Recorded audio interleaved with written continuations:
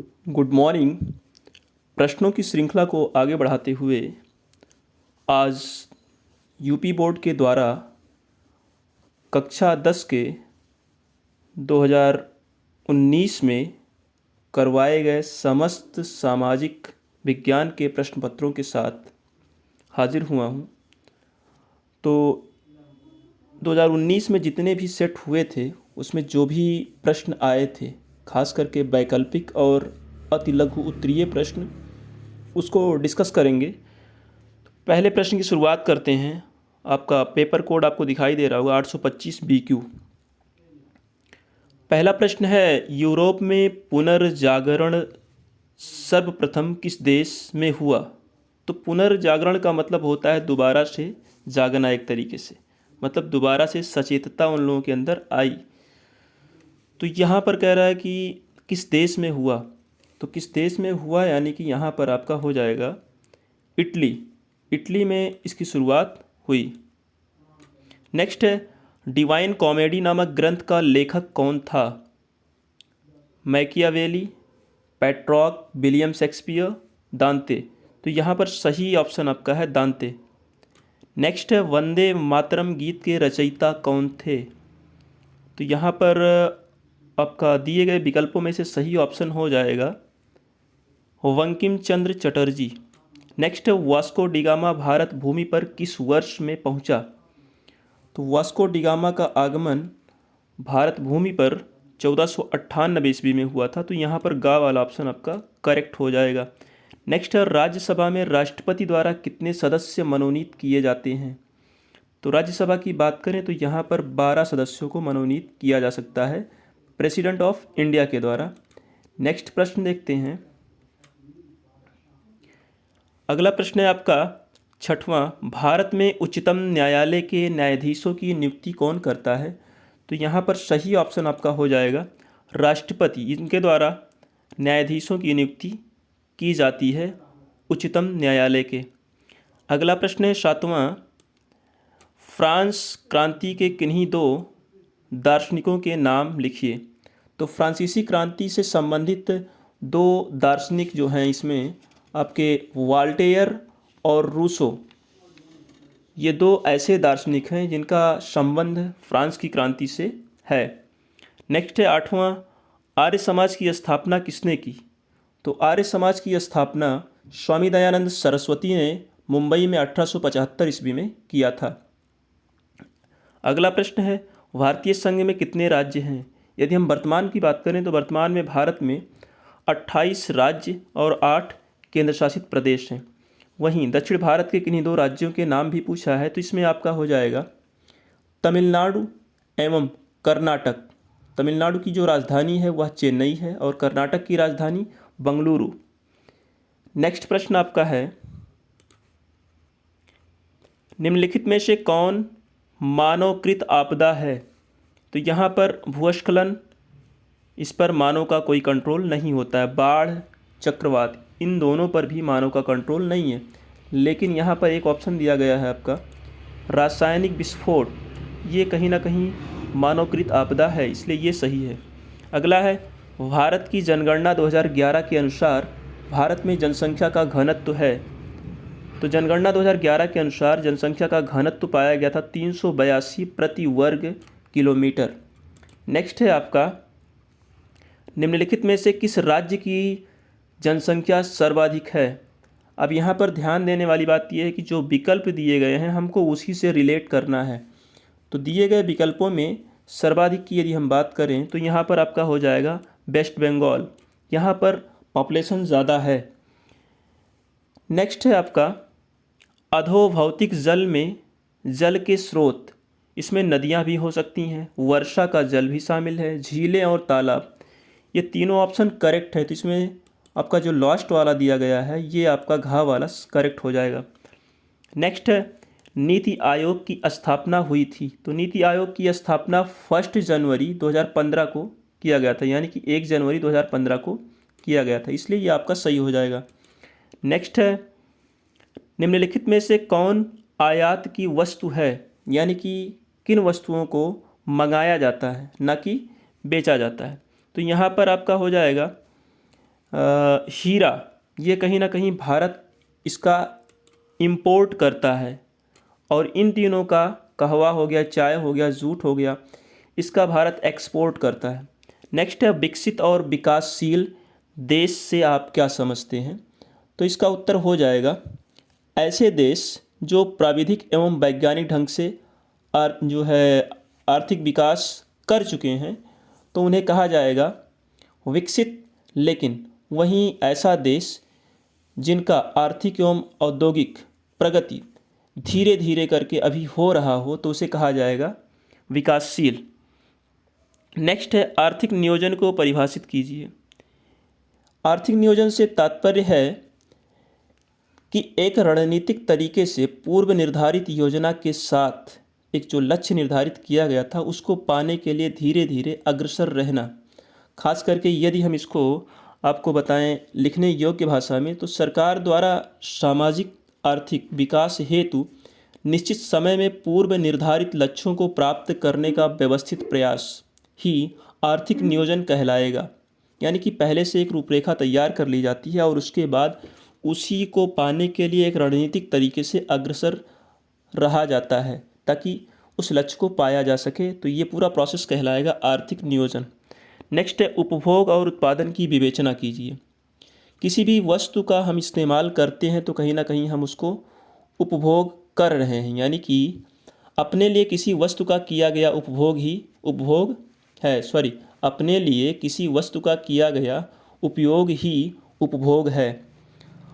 और दूसरी बात, उत्पादन क्या है? आर्थिक उपयोगिता का सृजन करना ही उत्पादन है। यानी हमारे माध्यम से जब किसी खास चीज़ का उत्पादन किया जा रहा हो जो कि एक बड़े पैमाने पर हो रहा हो, वह दूसरों को भी लाभान्वित कर रहा है, तो कहीं ना कहीं वो क्या है? उत्पादन हो जाएगा। लेकिन अगर उपभोग की बात करें, हम वस्तुओं को खरीद कर लाते हैं और स्वयं उसको कंज्यूम कर लेते हैं, तो कहीं ना कहीं हम उसका उपभोग कर रहे हैं। जैसे उपभोग की बात करें तो आज के रोज़मर्रा जीवन में हम चावल हो गया, गेहूँ हो गया, इन सब का क्या कर रहे हैं? उपभोग कर रहे हैं।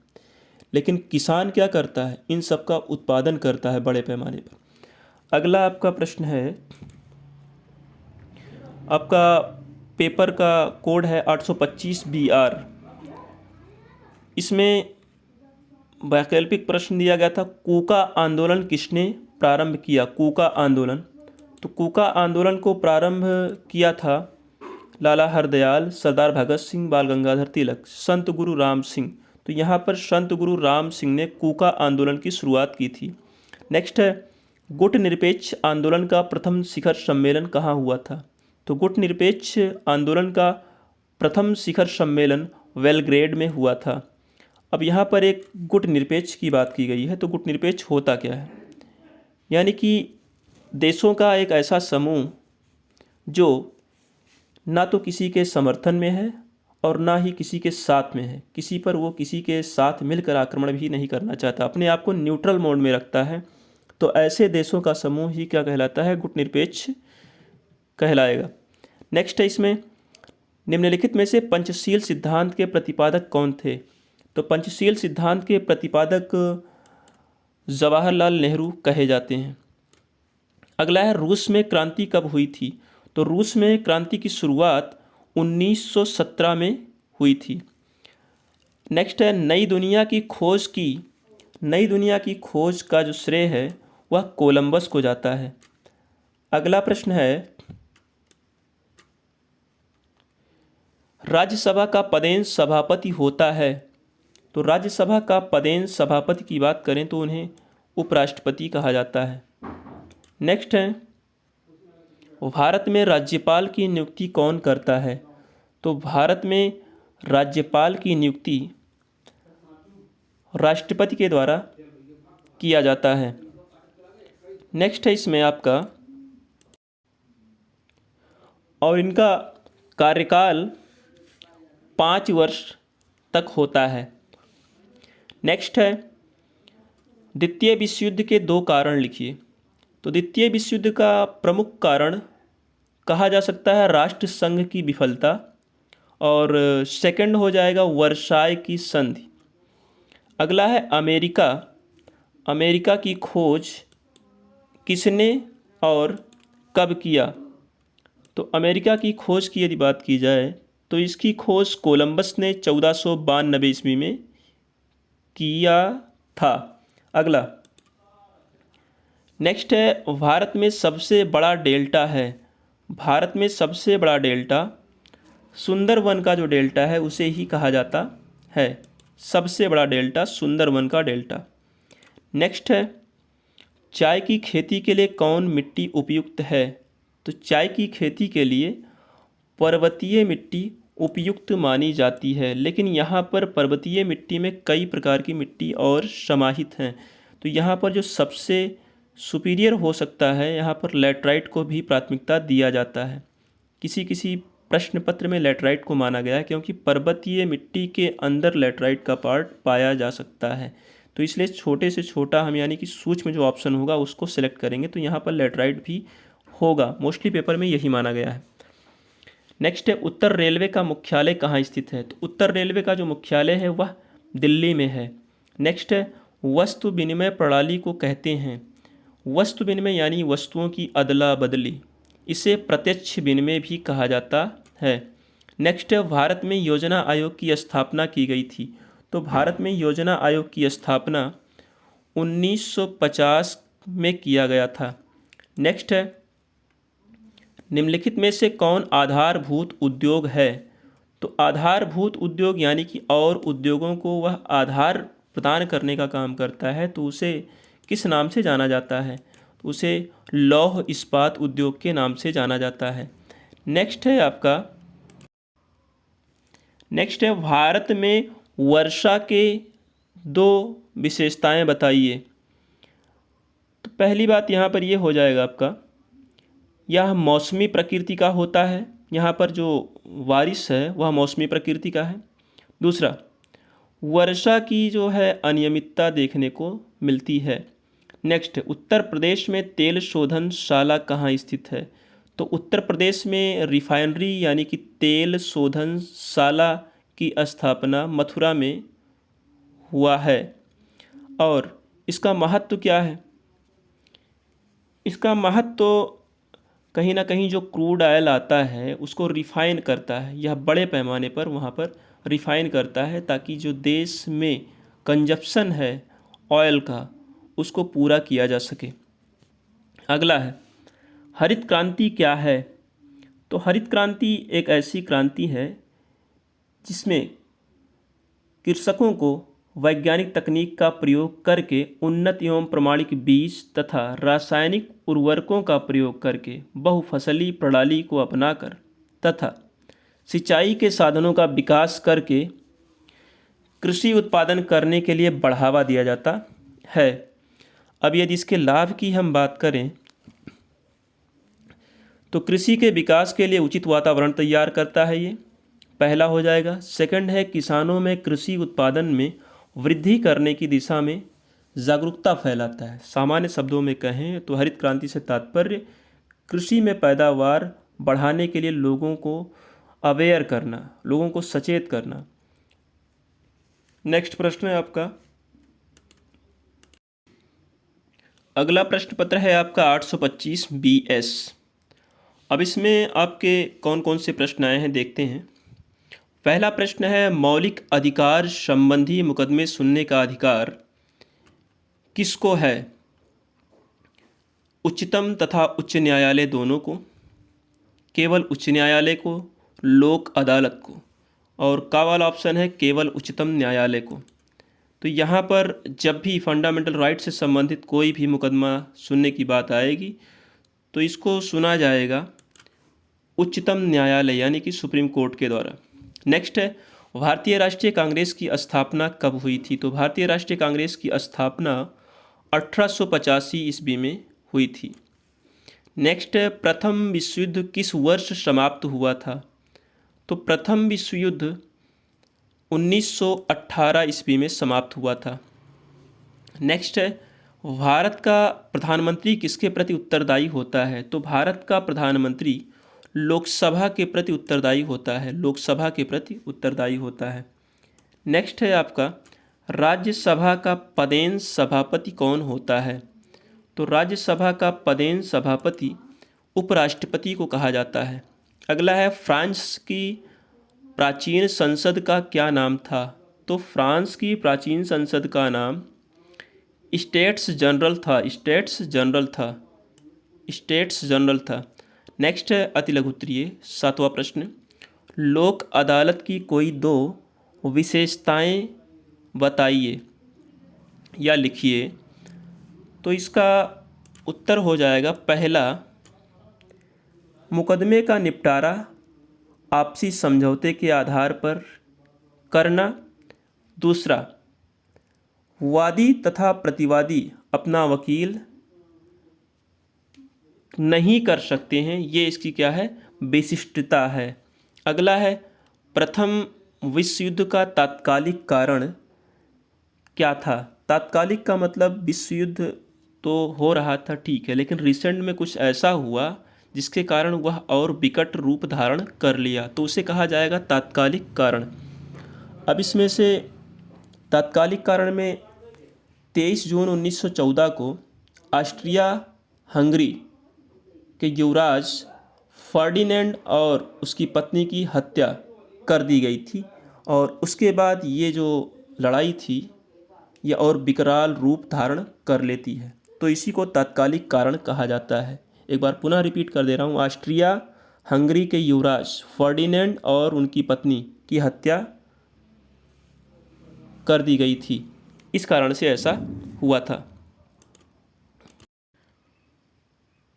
नेक्स्ट है, लोकसभा अध्यक्ष के 2 मुख्य कार्य बताइए। लोकसभा अध्यक्ष जिसे स्पीकर भी कहा जाता है, तो इनके 2 प्रमुख कार्य की यदि बात करें तो पहला कार्य हो जाएगा कि इन्हें वित्तीय शक्तियां प्रदान की गई हैं। दूसरा, कार्यपालिका पर ये नियंत्रण बनाए रखते हैं। ये 2 इनके कार्य हैं। अगला नेक्स्ट प्रश्न आपका हो जाएगा, कोलार सोने की खान कहाँ स्थित है? तो कोलार सोने की जो खान है वह कर्नाटक में स्थित है। नेक्स्ट है, भारतीय रिजर्व बैंक की स्थापना कब की गई थी? तो भारतीय रिजर्व बैंक की स्थापना 1935 ईस्वी में की गई। नेक्स्ट है, भारत में सबसे अधिक चीनी उत्पादक राज्य कौन है? तो चीनी उत्पादक राज्य की श्रेणी में उत्तर प्रदेश शीर्ष स्थान पर है। नेक्स्ट है, भारत में जीविका का प्रमुख स्रोत है। तो भारत में जीविका का प्रमुख स्रोत कृषि को माना जाता है। नेक्स्ट है, भारत की मुख्य आयातक वस्तु है, यानी कि भारत जिसका बड़े पैमाने पर इंपोर्ट करता हो। तो इन दिए गए विकल्पों में से आपका ग वाला ऑप्शन सही हो जाएगा, खनिज तेल। नेक्स्ट है, निम्नलिखित में से कौन उत्पादन का साधन नहीं है? यानी कि जिसके माध्यम से किसी भी प्रकार का प्रोडक्शन नहीं होता हो। इसमें भूमि है, पूंजी है, श्रम है, इन सभी से कुछ ना कुछ प्रोडक्शन होता है, लेकिन ये क्या है, टैक्स, और टैक्स को लगाया जाता है, ये उत्पादन नहीं करता है। नेक्स्ट, भूजल के अत्यधिक प्रयोग के 2 कारण लिखिए। तो भूजल का अत्यधिक प्रयोग क्यों होता है? पहला, औद्योगिक विकास तीव्र गति से हो रहा है, इसलिए भूजल का प्रयोग होता जा रहा है। नेक्स्ट, दूसरा यदि हम बात करें तो जनसंख्या में तीव्र गति से वृद्धि हो रही है, इससे उनको पीने के लिए पानी की आवश्यकता और रोज़मर्रा के लिए जो तमाम उनकी आवश्यकताएं हैं वो बढ़ती जा रही हैं। इससे भूजल का जो इस्तेमाल है वह बड़े पैमाने पर बढ़ता जा रहा है। ये 2 प्रमुख कारण उसके हैं। सेकंड है इसमें अगला प्रश्न आपका 22वां, ऑपरेशन फ्लड क्या है?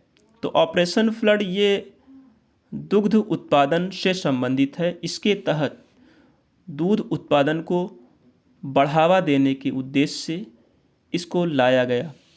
नेक्स्ट है, आयकर किसे कहते हैं? तो आयकर से तात्पर्य है एक निश्चित आय सीमा के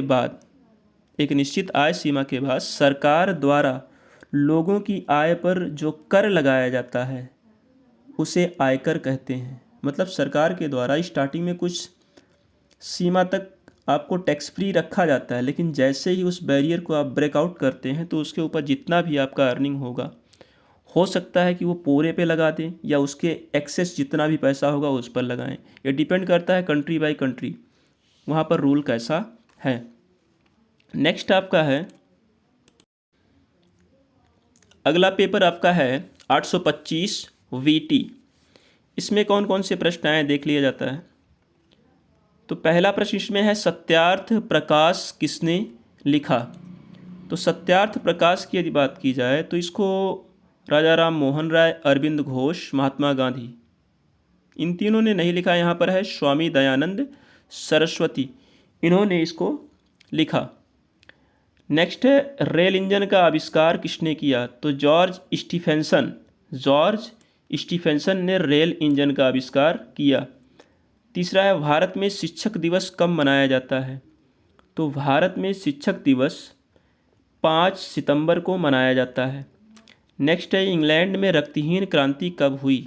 तो इंग्लैंड में रक्तहीन क्रांति 1688 ईस्वी में हुई। अगला है, संयुक्त राष्ट्र संघ का मुख्यालय कहाँ पर स्थित है। तो संयुक्त राष्ट्र संघ का मुख्यालय संयुक्त राष्ट्र अमेरिका में स्थित है। नेक्स्ट है,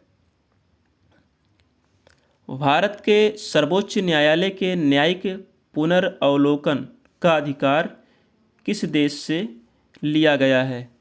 तो पुनर्अवलोकन का अधिकार संयुक्त राष्ट्र अमेरिका से लिया गया है। नेक्स्ट है, भारतीय विदेश नीति के 2 उद्देश्य लिखिए। तो भारतीय विदेश नीति के 2 उद्देश्य की यदि बात की जाए तो इसमें पहला उद्देश्य हो जाएगा विश्व शांति तथा निशस्त्रीकरण को बढ़ावा देना। विश्व शांति और निशस्त्रीकरण को बढ़ावा देना, ये भारत का विदेश नीति का पहला उद्देश्य है। और दूसरा उद्देश्य शांतिपूर्ण सह अस्तित्व का पालन करना। शांतिपूर्ण सह अस्तित्व का पालन करना, ये इसका दूसरा उद्देश्य है। अगला प्रश्न है इसमें, कौन से 2 देश द्वितीय विश्व युद्ध के बाद शीत युद्ध से मुख्य रूप से संबंधित थे। तो इसमें 2 देश की बात की जाए तो पहला हो जाएगा संयुक्त राज्य अमेरिका और दूसरा हो जाएगा सोवियत रूस, जिसे USSR भी कहा जाता था पहले। अगला है, केंद्रीय कार्यपालिका के वास्तविक प्रधान एवं संवैधानिक प्रधान का नाम लिखिए। तो वर्तमान की यदि हम बात करें तो यहाँ पर आपका उत्तर हो जाएगा महामहिम द्रौपदी मुर्मू वर्तमान की इस समय हमारे भारत की राष्ट्रपति हैं और राष्ट्रपति को ही केंद्रीय कार्यपालिका के वास्तविक प्रधान एवं संवैधानिक प्रधान के नाम से भी जाना जाता है। अगला प्रश्न है आपका, नंदा देवी शिखर किस राज्य में स्थित है। तो नंदा देवी जो शिखर है वो आपका उत्तराखंड राज्य से संबंधित है। अगला है, कौन सी मिट्टी उत्तरी मैदान में सर्वाधिक पाई जाती है। तो उत्तरी मैदान में सर्वाधिक जलोढ़ मिट्टी का विस्तार है, क्योंकि आप जानते हैं भारत को नदियों का मायका भी कहा जाता है, इसलिए जलोढ़ मिट्टी का निर्माण यहाँ पर ज़्यादा होता है। अगला है, सर्वाधिक उपयुक्तता की दृष्टि से किस क्षेत्र में लोहा इस्पात उद्योग स्थापित करना चाहिए। तो यहाँ पर सर्वाधिक उपयुक्तता की दृष्टि से पूछा है, इसलिए झारखंड और उड़ीसा को प्राथमिकता दिया जाना चाहिए। अगला है यहाँ पर, कौन सा उद्योग कृषि पर आधारित नहीं है। सूती वस्त्र उद्योग, चीनी उद्योग, खाद्य तेल, सीमेंट उद्योग। तो यहाँ पर 3 तो सिमिलर दिख रहे हैं, लेकिन यहाँ पर जो सीमेंट है ये अलग हो जाता है। नेक्स्ट है, आयकर किसके द्वारा लगाया जाता है। तो आयकर सेंट्रल गवर्नमेंट ऑफ इंडिया के द्वारा लगाया जाता है, यानी कि केंद्र सरकार इनकम टैक्स लगाता है। अगला है, योजना आयोग को अब किस नाम से जाना जाता है। तो योजना आयोग का नाम बदल करके अब नीति आयोग कर दिया गया है। नेक्स्ट है आपका, भारत से निर्यात की जाने वाली 4 वस्तुओं के नाम। तो पहला वस्तु इसमें हो जाएगा मसाला, सेकंड हो जाएगा चाय, तीसरा हो जाएगा तंबाकू और चौथा हो जाएगा जूट का सामान। ये सब भारत से निर्यात किया जाता है, यानी कि भारत से आउट ऑफ कंट्री ये जाता है, ना कि भारत में आता है। अगला, वस्तु विनिमय से आप क्या समझते हैं? तो वस्तु विनिमय से तात्पर्य है वस्तु के बदले वस्तु लेना या देना, यानी वस्तुओं की अदला बदली ही वस्तु विनिमय कहलाता है। हाँ, 23वां आपका है, वनों के दो आर्थिक महत्व बताइए। तो पहला हो जाएगा वनों से सरकार को राजस्व की प्राप्ति होती है। दूसरा हो जाएगा वनों से अनेक उद्योगों के लिए कच्चे माल की आपूर्ति सुनिश्चित होती है। ये इसका आर्थिक महत्व है। नेक्स्ट है आपका 825 BU, ये आपका दूसरा प्रश्न पत्र है। इसमें देखते हैं कौन कौन से प्रश्न आए हैं। तो पहला प्रश्न है आपका, ईस्ट इंडिया कंपनी की स्थापना कब हुई थी? तो ईस्ट इंडिया कंपनी की स्थापना 1600 AD, यानी AD को कहा जाता है एनो डोमिनी, जो वर्तमान में चल रहा है। नेक्स्ट है आपका रानी अवंतीबाई, जिन्होंने अंग्रेज़ों से सन 1857 में युद्ध किया था, शासिका थीं। तो रानी अवंतीबाई ये रामगढ़ की शासिका थीं। नेक्स्ट है ब्रह्म समाज की विरोधी थे, ब्रह्म समाज के विरोधी थे, ब्रह्म समाज विरोधी था। तो ये रहेगा स्त्री शिक्षा का, विधवा पुनर्विवाह का, पश्चिमी शिक्षा का। तो यहाँ पर हाँ, बाल विवाह का इन्होंने विरोध किया था, ब्रह्म समाज ने बाल विवाह का विरोध किया था। इनके अनुसार बाल विवाह को गलत इन्होंने ठहराया था कि बाल विवाह नहीं होना चाहिए। नेक्स्ट है इसमें, गुट निरपेक्ष आंदोलन का पहला शिखर सम्मेलन कहाँ हुआ था? तो अभी कुछ देर पहले इसको डिस्कस किया गया है, बेलग्रेड में हुआ था। नेक्स्ट है शिमला समझौता किस वर्ष हुआ था? तो शिमला समझौता 1972 ईस्वी में हुआ था। अगला है संयुक्त राष्ट्र की विशिष्ट संस्था खाद्य और कृषि संगठन का मुख्यालय कहाँ है? तो संयुक्त राष्ट्र की विशिष्ट संस्था खाद्य और कृषि संगठन का मुख्यालय रोम, यानी कि इटली में ये है। अगला है, फ्रांस में बास्तिल की घटना कब हुई थी? इसका क्या महत्व है? तो फ्रांस में बास्तिल की घटना 14 जुलाई 1789 ईस्वी को घटित हुई थी और इस घटना के बाद निरंकुश शासन की समाप्ति हुई, इसलिए इसका महत्व है। 8वां है, प्रधानमंत्री पद के लिए न्यूनतम आयु क्या होनी चाहिए?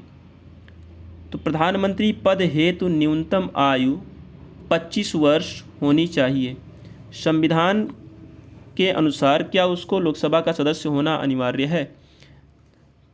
तो यहाँ पर संविधान के अनुसार प्रधानमंत्री का पद ग्रहण करने के 6 महीने के भीतर, यानी ऐसा कोई व्यक्ति जो प्रधानमंत्री बन चुका है उसे 6 महीने के अंदर सदन की जो सदस्यता है उसे ग्रहण करना होगा, अन्यथा उन्हें पद छोड़ना पड़ेगा।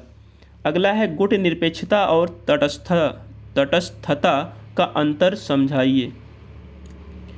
तो गुट निरपेक्षता का अर्थ है सैनिक गुटों से पृथक रहना, जबकि तटस्थता का अभिप्राय है विश्व स्तर पर संघर्ष एवं विवाद आदि से दूर रहना। अगला प्रश्न है आपका, नीलगिरी पर्वत स्थित है। तो नीलगिरी जो पर्वत है वो आपका दक्षिणी भारत से संबंधित है। दक्षिणी भारत यानी कि आपका तमिलनाडु, केरला, उसके बाद तेलंगाना, ये सब क्या है? दक्षिणी भारत का हिस्सा है। तो नीलगिरी पर्वत उसी से संबंधित है। अगला है, निम्नलिखित में से कौन सा क्षेत्र भूस्खलन से अधिक प्रभावित होता है? तो जो पर्वतीय क्षेत्र होता है वह भूस्खलन से सबसे अधिक प्रभावित होता है। नेक्स्ट है, निम्न में से कौन सा विकसित देश है? तो विकसित देश चिली नहीं है, दक्षिण कोरिया भी नहीं है, अर्जेंटीना भी नहीं। इसमें से नीदरलैंड जो है ये आपका डेवलप कंट्री की श्रेणी में आता है। 18वां है, बॉक्साइट अयस्क है। ये है एल्यूमिनियम का अयस्क, बॉक्साइट एल्यूमिनियम का अयस्क है। सब्जी का बाजार कैसा बाजार है? तो यह स्थानीय बाजार है। नेक्स्ट है, नीति आयोग का गठन कब हुआ? तो तो नीति आयोग का जो गठन है वो आपका हुआ है 2015 में। पहले इसे योजना आयोग के नाम से जाना जाता था, लेकिन बाद में नाम बदलकर इसको नीति आयोग कर दिया गया। अगला, किन्हीं 4 विकसित देशों के नाम बताइए। तो पहला हो जाएगा आपका फ्रांस, अमेरिका, जर्मनी, इंग्लैंड। ये सब क्या हैं? ये आपके डेवलप कंट्रीज़ के नाम हैं। तो 21वां आपका हो गया। उसके बाद है 22वां, आयात तथा निर्यात व्यापार में अंतर बताइए। तो यहाँ पर आपका हो जाएगा आयात यानी कि जिन चीज़ों को हम मंगवाते हैं, जैसे पेट्रोल, डीजल इत्यादि, जो बाहर से हम खनिज तेलों को इंपोर्ट करते हैं क्योंकि हमारे देश में पाया नहीं जाता है, इसलिए यहाँ की जनसंख्या का कंजप्शन पूरे तरीके से कंट्रोल करने के लिए और लिक्विडिटी को सुनिश्चित करने के लिए बाहर से मंगवाना पड़ता है। जबकि भारत में कुछ ऐसे पदार्थ हैं, कुछ ऐसी चीज़ें हैं जिनका उत्पादन बड़े पैमाने पर होता है। यहाँ की जनसंख्या की उपभोग के पश्चात वो बचती भी हैं, तो उसका बाहर देशों को सप्लाई किया जाता है, तो वो कहलाएगा निर्यात। सामान्य भाषा में कहें तो बाहर से आने वाली वस्तु आयातित वस्तु कहलाएगी और हमारे देश से बाहर जाने वाली वस्तु, निर्यात की जाने वाली वस्तु कहलाएगी। अगला है श्रम के 2 लक्षण। श्रम के 2 लक्षण, इसमें पहला आपका हो जाएगा श्रम जो होता है उसमें गतिशीलता होती है। सेकंड, कुल उत्पादन का सक्रिय साधन है, यानी कि जो भी प्रोडक्शन किसी भी प्रकार का हो रहा है, यदि उसमें सक्रिय साधन की हम बात करें कौन है, तो उसमें श्रम ही सक्रिय साधन है। अगला है इसमें दूसरा प्रश्न पत्र आपका आ गया 825 VW। तो इसमें से देखते हैं कि कौन कौन से प्रश्न आपके आए हैं। पहला प्रश्न है, निम्नलिखित में कौन सा इंग्लैंड में औद्योगिक क्रांति का कारण नहीं है। तो यहाँ पर आपका हो जाएगा प्राकृतिक साधनों की उपलब्धता, कृषि का वैज्ञानिक सुधार, जनसंख्या वृद्धि में गिरावट या सस्ते मजदूरों की उपलब्धता। तो यहाँ पर जहाँ तक मुझे लगता है ये आपका करेक्ट है। सस्ते मजदूरों की उपलब्धता यदि होती तो इंडस्ट्रियलाइजेशन होता ही नहीं, तो ये कारण इसका नहीं है। प्रश्न के अनुसार ये आपका विकल्प सही है। दूसरा है, निम्नलिखित में से कौन सा देश प्रथम विश्व युद्ध में केंद्रीय शक्तियों से संबंधित था। तो केंद्रीय शक्तियों से संबंधित ऑस्ट्रिया था। अगला है, रूसो द्वारा लिखित पुस्तक का नाम। तो रूसो द्वारा सोशल कॉन्ट्रैक्ट पुस्तक को लिखा गया। रूसो के द्वारा सोशल कॉन्ट्रैक्ट पुस्तक को लिखा गया है। ये आपका करेक्ट ऑप्शन हो जाएगा। नेक्स्ट है आपका 1857 में प्रथम स्वतंत्रता संग्राम का नेता कौन था। तो यहाँ पर आपका बहादुर शाह जफर, ये प्रथम स्वतंत्रता संग्राम जो हुआ उसके नेता थे। नेक्स्ट है आपका राष्ट्रपति संसद का भी अंग माना जाता है क्योंकि वह भारत का संवैधानिक प्रधान है। संसद के कुछ सदस्यों को मनोनीत करता है। उसके निर्वाचन में संसद सदस्य भाग लेते हैं। संसद द्वारा पारित विधेयकों पर हस्ताक्षर करता है। जी हाँ, इसमें आपका ये जो सेकंड वाला ऑप्शन है ये आपका करेक्ट हो जाएगा, क्योंकि कोई भी जो विधेयक है वह फाइनल लॉक तभी होता है जब उस पर प्रेसिडेंट ऑफ इंडिया के सिग्नेचर हो जाते हैं तब। नेक्स्ट है, राज्य की कार्यपालिका का संवैधानिक प्रधान है। तो राज्य की जो कार्यपालिका है उसका संवैधानिक प्रधान राज्यपाल को कहा जाता है। जिस तरीके से राष्ट्रपति को देश में शक्तियां प्राप्त होती हैं, वैसे राज्य स्तर पर राज्यपाल को शक्तियां राष्ट्रपति के माध्यम से दी गई होती हैं। अगला, भारत पाकिस्तान के मध्य विवाद का मुख्य कारण क्या है। तो भारत और पाकिस्तान के बीच विवाद का मुख्य कारण यदि हम बात करें तो यहाँ पर आपका हो जाएगा फूट डालो और शासन करो की नीति। क्योंकि जब भारत और पाकिस्तान का बंटवारा किया गया उस समय अंग्रेज़ों के द्वारा मुस्लिम कम्युनिटी और हिंदू कम्युनिटी में सांप्रदायिकता का जो जहर है वो पूरे तौर पर घोल दिया गया। यही कारण है कि भारत और पाकिस्तान के मध्य कभी भी सामान्य रिश्ते बन नहीं पाते हैं, क्योंकि उनके अंदर सांप्रदायिकता बड़े पैमाने पर पनप चुकी है।